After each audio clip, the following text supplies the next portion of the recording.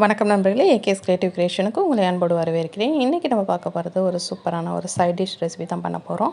பொதுவாக பார்த்திங்கன்னா சாம்பார் சாதம், ரச சாதம், தயிர் சாதத்துக்கு தான் ரொம்ப நல்லாயிருக்கும்.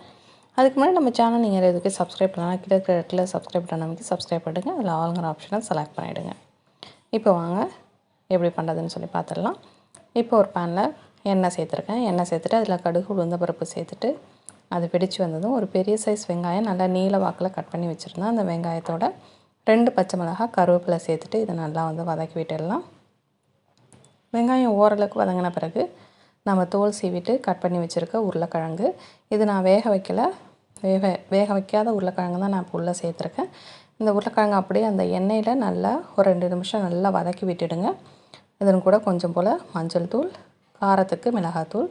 நான் கொஞ்சம் இன்றைக்கி காரமாக நல்லா பண்ண போகிறேன், அதனால் நல்லா 2 ஸ்பூன் அளவுக்கு மிளகாத்தூள் சேர்த்துக்கிறேன். நீங்கள் எந்த அளவுக்கு காரம் உங்களுக்கு தேவைப்படுதோ அதுக்கேற்ற மாதிரி மிளகாத்தூள் கூடுதலாகவோ குறைச்சலாகவோ சேர்த்துக்கலாம்.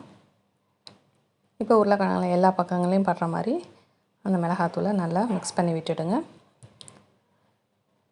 இதோட கொஞ்சம் போல் தண்ணி பார்த்திங்கனாக்கா ரொம்ப கம்மியாக தான் தண்ணி சேர்த்துருப்பேன். எண்ணெய் கொஞ்சம் கூடுதலாக தான் நான் சேர்த்துருக்கேன், அப்போ தான் நல்லாயிருக்கும் இந்த வறுவல்.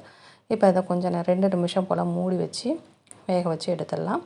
இப்போ இதுவும் கூட மொச்சக்காய், அதாவது தோலோடு இருக்கும் இல்லையா மொச்சக்காய், அதை நான் தோல்லாம் நீக்கிட்டு குக்கரில் வேக வச்சு எடுத்து வச்சுருந்தேன். அந்த வேக வச்ச தண்ணியோடையே உள்ளே சேர்த்துடலாம். சேர்த்துட்டு இதுக்கு தேவையான அளவுக்கு உப்பையும் சேர்த்துட்டு ஒரு 5லேருந்து ஒரு 6 பல் போல் பூண்டை நல்லா உரலில் போட்டு இடிச்சிட்டு நல்லா சேர்த்துடலாம். எந்த வறுவலுக்குமே பூண்டு இது போல் இடிச்சிட்டு, பொதுவாக பார்த்திங்கன்னா உருளைக்கிழங்கு, வாழைக்காய் அதுக்கெல்லாம் இந்த பூண்டு இடிச்சிட்டு சேர்த்திங்க அப்படின்னு சொன்னாக்கா அந்த வாயு பிரச்சனையே இருக்காது. 2வது நல்ல ஒரு வாசனையும் கிடைக்கும் நமக்கு வறுவலுக்கு.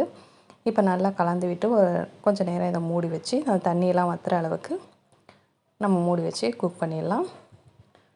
கடைசியாக பார்த்திங்கன்னா கொஞ்சம் போல் கொத்தமல்லி தழைகளை தூவிட்டு நல்லா கலந்து விட்டுக்கிட்டிங்கன்னா நல்ல ஒரு மணமான ஒரு சைட் டிஷ் நமக்கு ரெடி ஆகிடுச்சிங்க. கண்டிப்பாக வீடியோ பிடிச்சிருக்குன்னு நினைக்கிறேன். பிடிச்சிருந்தால் மறக்காமல் லைக் பண்ணுங்கள், ஃப்ரெண்ட்ஸ் ரிலேட்டிவ்க்கும் ஷேர் பண்ணுங்கள், முக்கியமாக கமெண்ட் பண்ணுங்கள்.